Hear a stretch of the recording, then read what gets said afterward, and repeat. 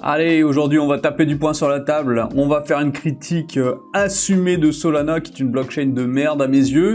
J'ai reçu des MP qui me demandaient pourquoi t'aimes pas Solana. Bon bah écoutez, je vais répondre. La réponse est simple, j'ai juste demandé à Grok, donne-moi quelques éléments qui montrent que le Solana est critiqué. Et pouf, il m'a donné 5 très bonnes raisons, j'ai même pas eu à travailler, merci Grok, des fois ça simplifie le travail. Alors, la première raison, Solana est une blockchain centralisée, donc centralisation des validateurs. Nombre de validateurs actifs en chute libre, 65% de déclin depuis les pics 2023, maintenant moins de 800 validateurs. C'est pas acceptable pour une blockchain. Hardware requis ultra élevé, barrière d'entrée massive, favorise les gros opérateurs institutionnels.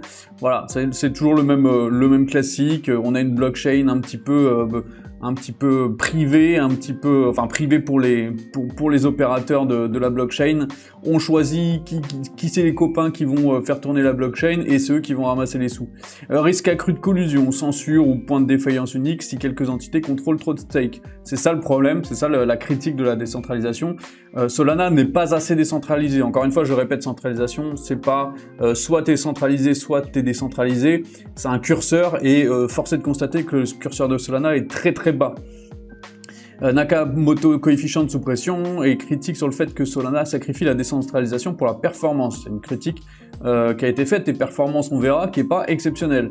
Consensus général, c'est le trade-off historique, mais en 2026 ça empire avec la concentration croissante. Voilà, donc Solana n'est pas une blockchain décentralisée. Et ça, c'est pas bon signe pour vous si jamais vous êtes sur Solana. Barrez-vous, barrez-vous, vraiment, quittez cette blockchain de merde. Deuxième grosse critique, histoire d'outage et fiabilité perçue. Alors outage, c'est quand la blockchain elle s'arrête de fonctionner carrément. Toujours cité comme un boulet majeur, malgré aucun outage majeur depuis mi-2025. Alors, c'est assez facile étant donné qu'il n'y a pas eu d'activité depuis mi-2025 sur Solana, donc forcément s'il n'y a pas de transaction, la blockchain elle ne peut pas s'arrêter de fonctionner parce qu'il n'y a pas de surcharge. Donc les outages patchés restent dans les mémoires, Solana downtime pour beaucoup d'institutionnels et risque averse user. Donc c'est ça le problème, c'est que comme il y a un passif très très mauvais concernant les outages, il y a les institutionnels, ils veulent pas venir, ils s'en foutent, ils veulent pas, ça les intéresse pas, ils se disent bah non, c'est quoi ton truc tout pourri là, qui fonctionne pas, ça, tous les 6 mois ça casse ton truc, donc on va pas aller vers là. Nouveau rapport de cybersécurité flows aux vulnérabilités potentielles en 2026 érode la confiance même si pas d'incident massif récent. Alors je croise les doigts pour ceux qui ont des sous sur le Solana, moi en tout cas je dois avoir quoi, 10 balles sur cette merde. Je veux pas plus, alors si vraiment il y a un truc, attention j'irai dessus, une bonne affaire à faire, mais je vais pas rester longtemps. Bearcase, un outage visible sous stress, resetterait l'adoption. Ouais, alors s'il y a encore un outage, c'est fini. Hein. La blockchain, alors pour moi déjà c'est poubelle, mais alors là ça sera enterré dans des couches inférieures dans la terre et puis on n'en parle plus. Quoi. Extraction massive de la valeur retail, ça c'est le gros souci, même coin toxique, PVP, MEV, etc. Gros souci ça. Donc l'écosystème perçu comme extractif, bot, MEV sandwich attack, pump fund style PVP, creator fees élevés, cashback volume farming, retail, exit liquidity. Donc voilà, ça c'est un très bon résumé. C'est que quand tu es un petit sur Solana, tu te fais pomper ton portefeuille allègrement par tous les acteurs, voilà, qui sont organisés en cabale, hein, d'ailleurs, une petite cabale bien identifiée sur les réseaux, mais ça les petits ne le savent pas malheureusement. Alors le bot plus insider capte l'essentiel, le retail subit les dumps, churn artificiel via rebate. Voilà. Culture PVP, c'est-à-dire que c'est du PVP, voilà, le trading sur Solana. Une fois que les 2 semaines sont passées, tu sais que le jeton ira à 0. Donc faut dans cette petite fenêtre des 2 semaines avoir fait de l'argent.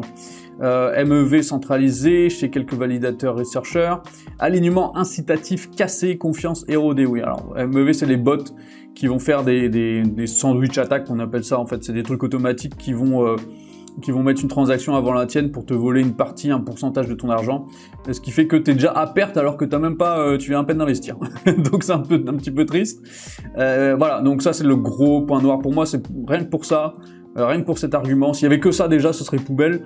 Mais alors sachant qu'il y en a 4 autres quand même assez puissants, c'est un peu triste. Voilà, c'est un petit peu triste, blockchain de merde, encore une fois. Alors value accrual cassé pour Sol. Donc en gros là il explique que bah c'est pas une blockchain qui ramène de la valeur, qui permet aux détenteurs de Solana de gagner quelque chose. Donc malgré des volumes on-chain explosifs, Sol capture quasi 0 revenu puisque les frais sont ultra bas. Ce qui est bien pour les utilisateurs. Attention, hein, c'était l'objectif de la blockchain. C'est complètement assumé. Donc inflation diluée pour les holders, pas de burn significative, revenu protocole minuscule, déconnexion fondamentale prix. Exactement. Critique Solana, donc Casino Memecoin, voilà, c'est juste un Casino Memecoin, pas un asset avec accrual durable, donc c'est pas quelque chose de durable Solana. Il n'y a pas de tokenomics viable sur le long terme, et ça c'est une énorme critique que certains soulèvent, et c'est là où j'arrive presque à la conclusion. C'est une pré-conclusion, on évolue sur cette chaîne, attention. La pré-conclusion, c'est tout, c'est justement que Hyperliquid a quelques frais qui sont pas excessivement élevés, mais ils sont là, ils existent, qui fait que à chaque fois qu'il y a du volume sur Hyperliquid, bah, il y a des revenus qui sont générés. Et les revenus générés, ils font quoi? Ils font du rachat du token Hyperliquid, et ensuite ces tokens qui ont été rachetés, ils sont mis à la poubelle. Alors c'est pas la blockchain qu'on met à la poubelle sur Hyperliquid, c'est le token, ce qui fait que ça crée de la rareté artificielle, et donc une augmentation du prix qui, elle, n'est pas artificielle. Par contre, l'augmentation du prix est réelle grâce à ce système-là. Solana n'a rien de tout ça.